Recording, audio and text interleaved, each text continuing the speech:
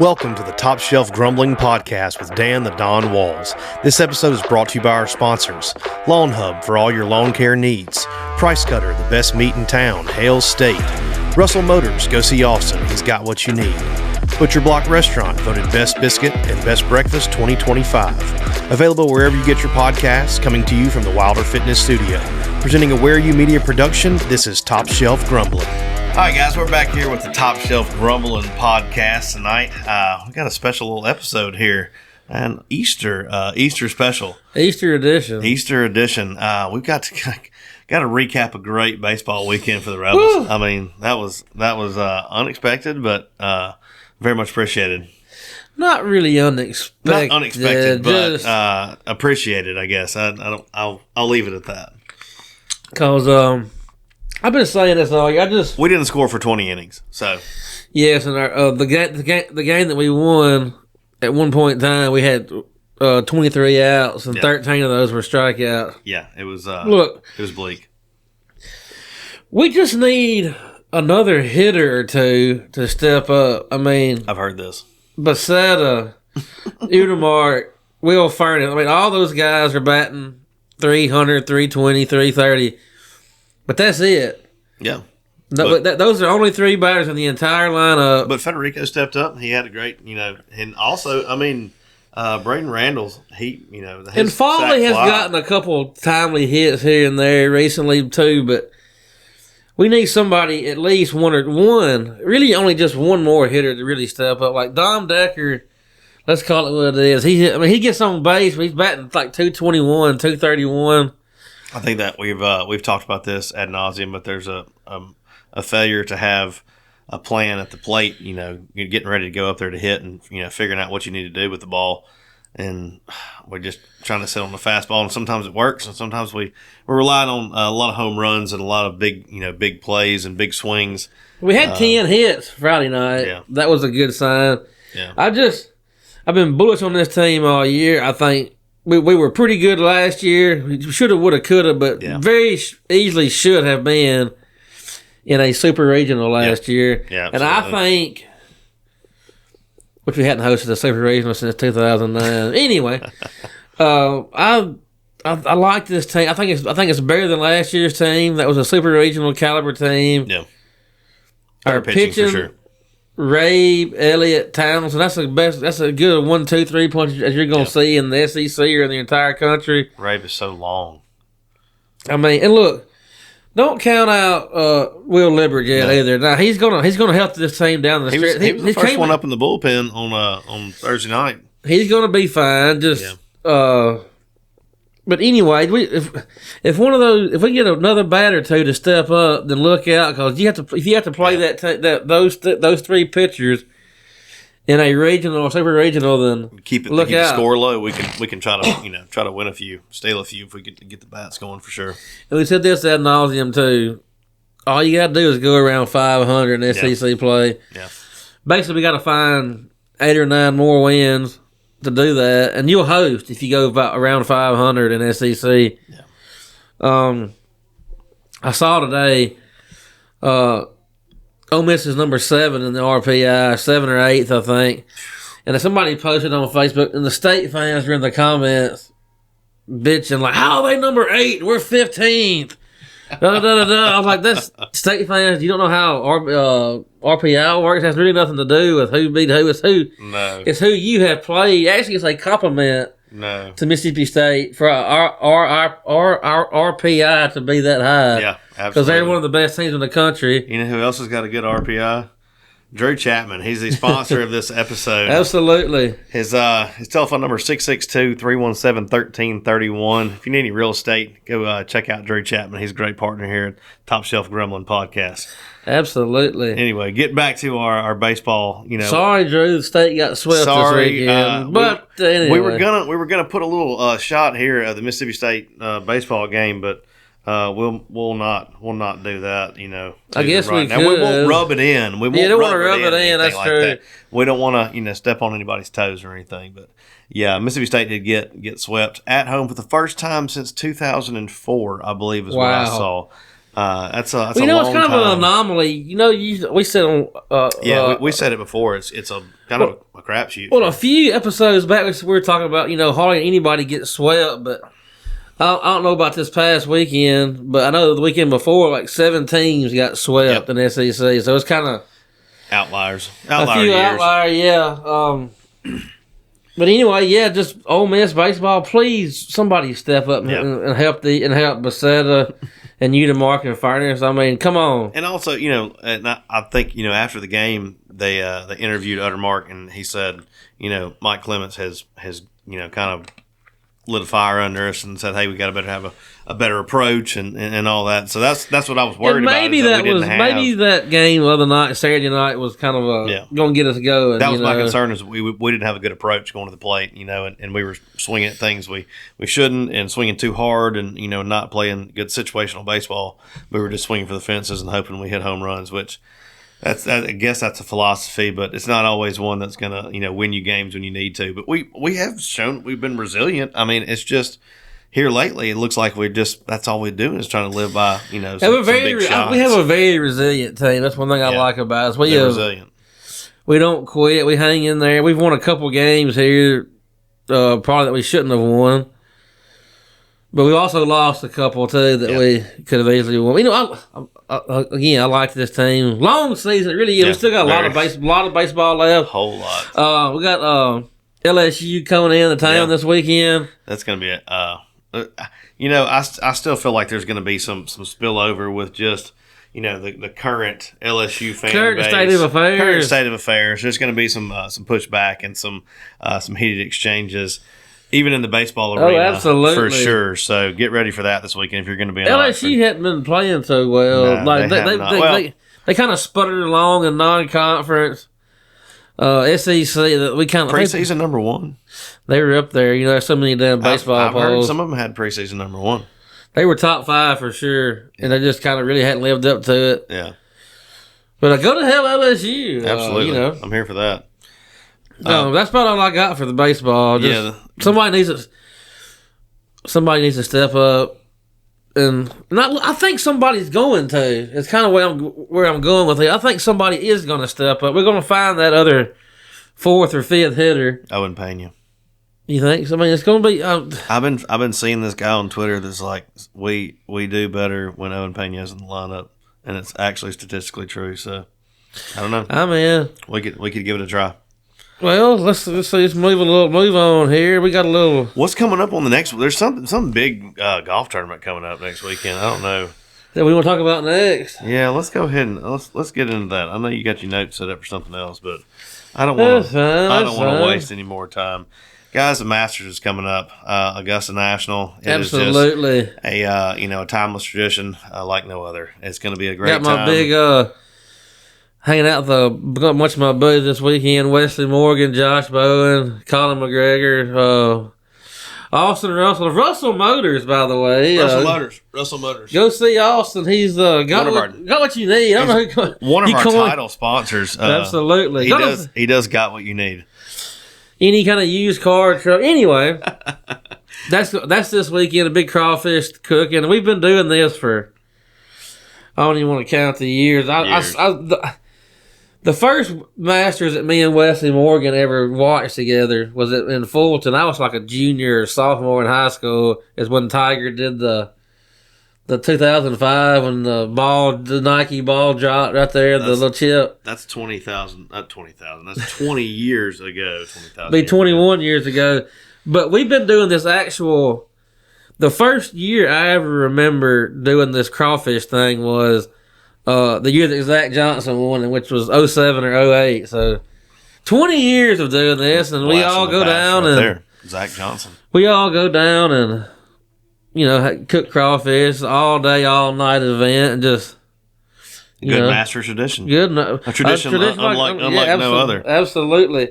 Also, before we kind of get into it, Pontotoc Country Club is having a $20 Masters pool, and you can see it all online. If you get in, you get a link sent to you, and you pick 6 golfers. It's like they have like tier 1, tier 2, tier 3, and so on. And you throw out the highest score, and you take a combined score, and whoever gets the lowest at the end wins. I won the players poll by luckily. Yeah. The player championship poll, but this ought to be a big. I think you can put as many sheets in as you want. Find it on the Facebook page, I guess. Yeah, I'm gonna post that on the Facebook page and Twitter probably tonight. Yeah. I'm gonna do it last night, but I forgot. Yeah. But got some favorites going into this tournament? I have a few favorites.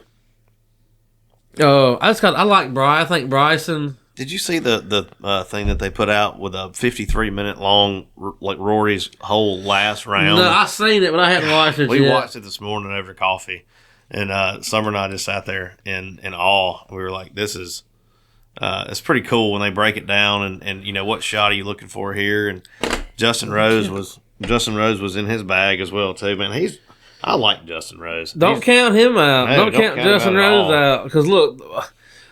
Rose is getting close to 50. Yeah. Older guys can, for whatever reason, over the years, competed or won at Augusta. I don't know if it's like they get re-energized or something for it. Well, it's a shot makers golf course. So anybody can really, can excel there at any time. But I like Bryson. Yeah, I like Scotty Scheffler, of course. People his demise is kind of exaggerated. He hadn't been playing his best golf by any means, but he's still been pretty darn good. Yeah.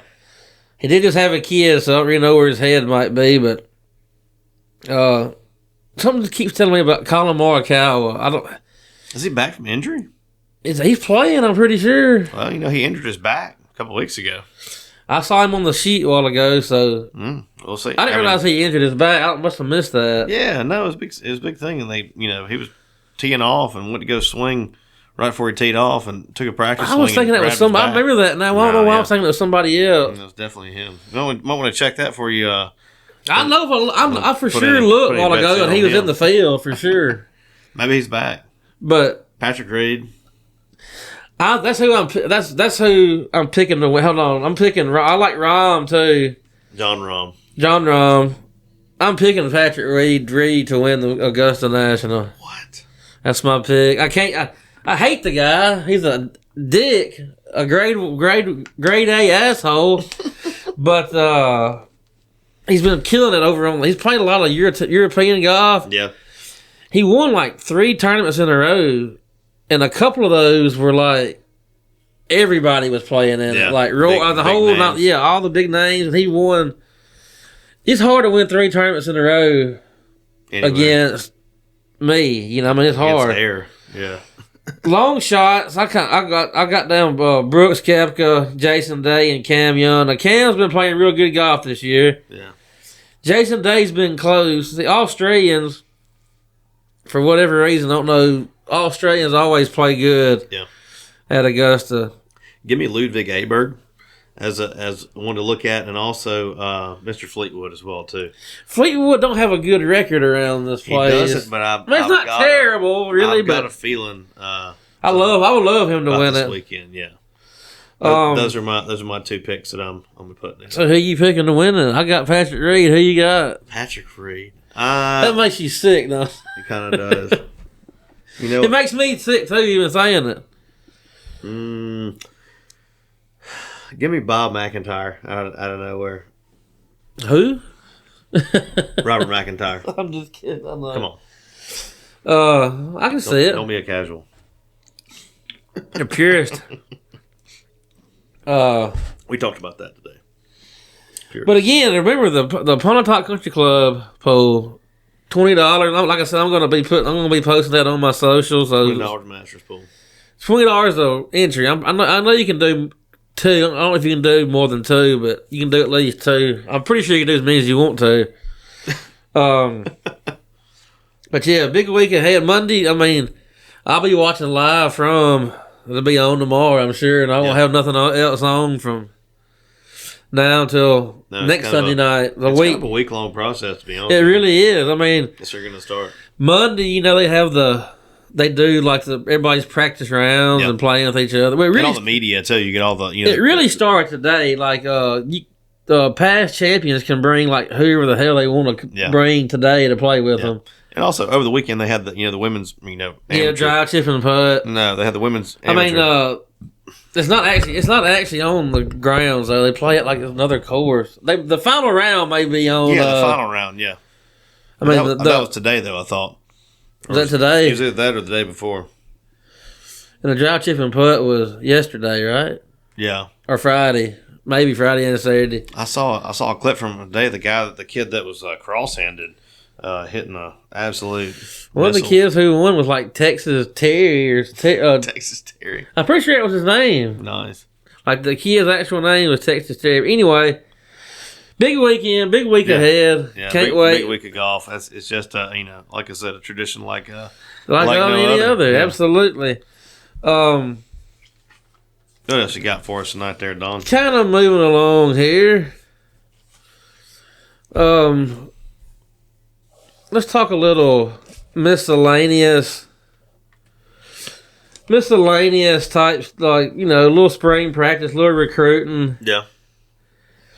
Did you notice? I was at the spring practice. I guess it was last Monday or last Tuesday. Didn't get to see much. Got to see a little bit of Deuce. I think they let us watch practice for 12 minutes. Mm-hmm. I just watched the quarterbacks the whole time. Deuce Knight stood out to me. He looked like he was like 6'7" out there. He looked jacked. The ball just comes out of his hands. Yeah, he's going to be fun to watch the next couple of years. Pete kind of took a shot at Dabo, but that really didn't say anything. Just kind of was like, I'm not going to use this podium as some kind of a pulpit, or I can't remember exactly what word it was he used, but grandstanding or something. Grandstand like on, yeah. I mean, Dabo, we said some million times. I won't dwell on that too much, but Dabo, damn it, this is the 20 whatever century this is. Yeah.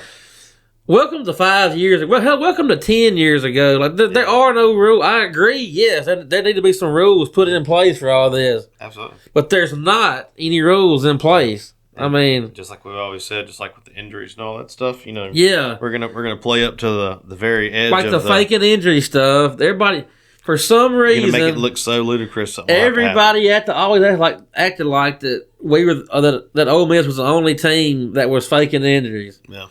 When literally everybody was doing it. Like, the only reason we went and got Luke Farrelly anyway is because, first of all, Farrelly hadn't even signed anything with Clemson. He may have signed a letter of intent, but he didn't sign like anything binding. Princewell, Yuma Mellon, or whatever, how you say his name, he'd actually signed like papers and stuff with us. LSU tampered with him. He leaves, so we had to go get somebody else. And Daughtery left. That's the reason why they said, and he said that, as much in his press conference, he said we were looking for someone to be a green dot, Mike linebacker, and we had one at the time. And when we didn't have one, we had to go get one. And we'd already had this opportunity, and the two things opened up. He wanted to be here. We needed that green dot Mike because we had been tampered with. He didn't say that, but that's what we kind of gathered. Everybody knows. Yeah, that's what we gathered from that. So. Also, Kalen DeBoer, Alabama's coach, kind of took a jab at Kiffin. He sure did. Well, he actually may not have been trying to do that, but he absolutely did. He absolutely hammered him. Hey, look, I agree. How could you look your players in the eyes and say, "Yeah, I'm leaving"? Supposedly, somebody chimed in that was in the know. I saw on Twitter and said he didn't. He didn't look his players in the eyes. He just hid in his office the last month and didn't talk to anybody. No, Kiffin did. Yeah, of course. But it's like you said, you had to be living under a rock to not know that Michigan was interested in him. Oh yeah.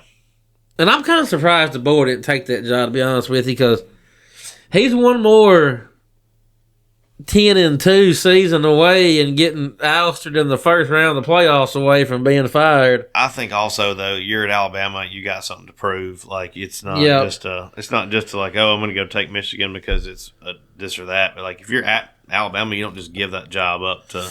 Maybe after the next year, he might. He probably wouldn't be fired if he did the same thing again. But yeah, he'd be going to the hot seat like hell going to the next 2028 season.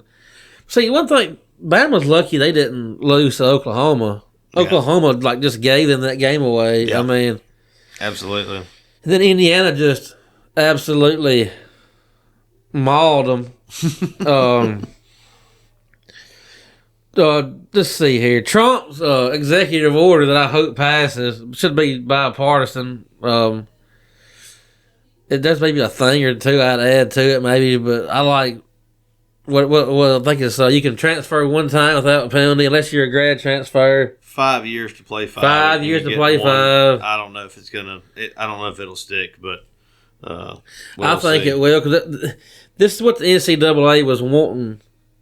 They wanted Congress or the president, somebody to step in to save their ass, basically because, I mean, the Big Ten and SEC have already been meeting. They had the Big Ten and SEC met up in Nashville or somewhere. Yeah. Like last year, a year and a half ago. Yeah. They wasn't just getting together to toast champagne. You know what I'm saying? They were not. Because everybody knows that we got to have some rules or it's not going to work. You can't just go like it's been going. Yeah. We're going to have to, and everybody's going to have to agree to it. Doing all that, so they forced the hand of whoever's going to govern all this to make some decisions about what rules are actually going to be in place. So if you're gonna leave it open to interpretation and you're not going to have anything set forth, they're going to all push the envelope until something is done. That's just kind of how things are done in America. We always push the envelope until somebody says, "Hey, let's just we can't do this anymore, my guy. What's happening?" Just a hair, and figure out the sweet spot. But we got to go crazy. I mean, you remember crypto? 5-6 years ago, absolutely it was crazy. But now it's like it's kind of wild. But we gotta backed up by nothing. Yeah, exactly. Speaking of backed up by nothing, talk about the recruiting of Pete Golden. We've kind of talked about this. He's not backed up by nothing. He is the recruiting staff he has got is great. Great. He's got all our former childhood heroes on his staff now. I mean, just. And look, but even before he hired all those guys, like Frank Wilson and all those that he'd already brought in, I can't wait for Frank Wilson to get that first blue chip from Louisiana, because it's going to happen. Yeah. And they're going, LSU fans are really angry. In shambles that were not in shambles. They really, I've said this probably 50 million times. The LSU fans and Kiffin, I think they really thought we were just going to be standing there. Oh my God, what are we going to do? We're not. We're doing damn good recruiting. We hadn't really missed a beat on anything. We talked about had a playoff run. I mean, perspectives. Other parts of the country are completely different about what you have.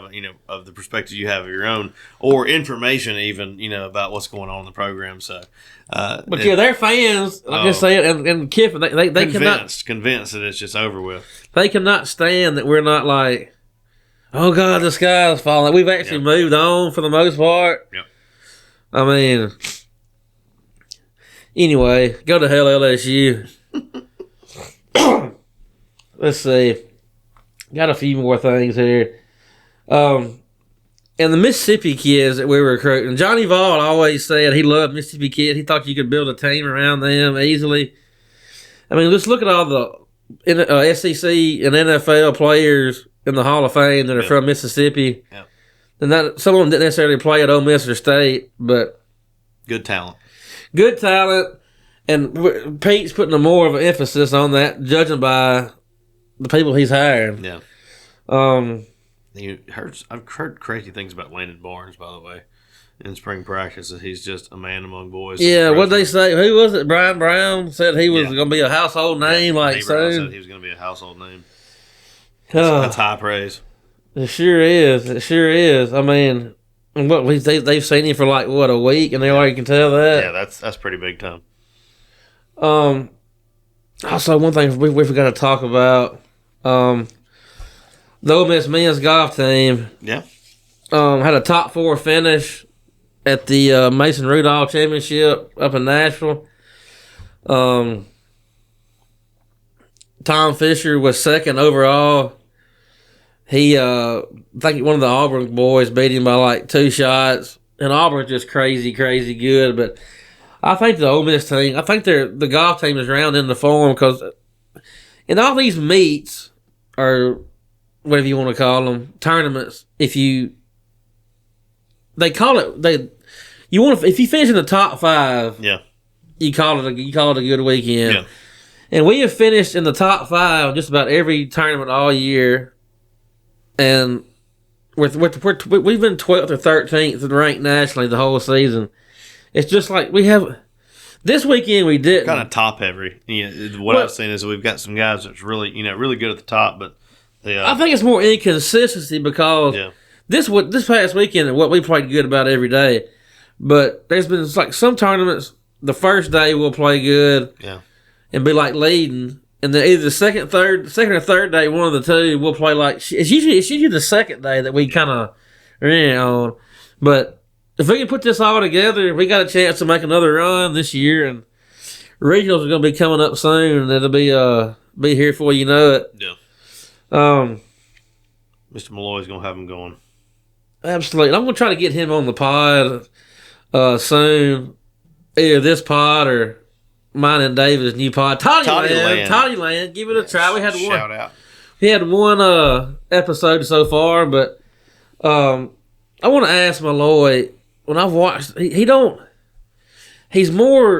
on the green. He's like more on the grounds more than the other coaches. Hands on. But he's not. He don't like intrude. He don't say anything to it unless they ask him for something. Interfere.